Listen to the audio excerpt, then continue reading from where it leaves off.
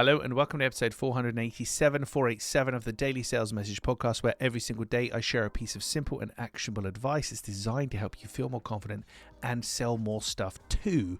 Selling more stuff too is the bit most people are really interested in. In today's episode, we are talking about the patterns I've noticed in messaging. I create a lot of messaging for a lot of clients. Clear sales messaging, if you will. But I see lots of other messaging out there created by other people, created by business owners themselves or other people in the creative space. And there's a fundamental difference, a fundamental problem that occurs. And it's one that I try and stay clear of all the time. And it's the cornerstone of my success. And it's quite simply this. A lot of people with their messaging focus on making it sound cool, first of all. It has rhyme, it has alliteration. It has an acronym, an acrostic. It spells a word. It's a jingle. It's a this. It's a that. They try and make it appealing from the outset on an aesthetic level, on a very kind of superficial level. That's where they go with their messaging. I appreciate that quality, but for me, it has to actually work first of all. So a clear sales message is about the commerciality, the commercial viability of what we're saying, so people actually get it and they can see the value. Once that's established, then we look at polishing it up with rhyme, alliteration, homophones, acrostics, all sorts of mesostics, all sorts of other different linguistical things you've probably never even heard of that will help to polish it up and make it look cool.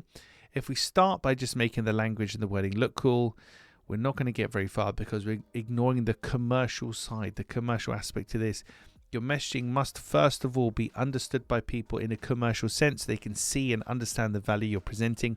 Then we get fancy and we make it look and sound cool. And that's a key core pattern that I've observed over the past few years in terms of the stuff that I produce versus what other people produce.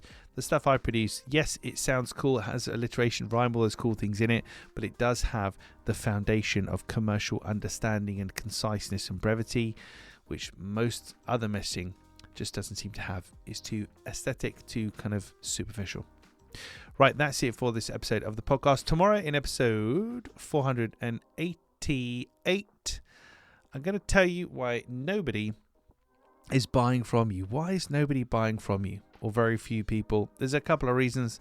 I'll cover them in tomorrow's episode. In the meantime, if you haven't already, please hit the like, subscribe, share button. Leave a comment below wherever you're listening or watching this. If you interact with some way, it just helps the algorithm push us out to more people to share our free practical sales training tips and advice.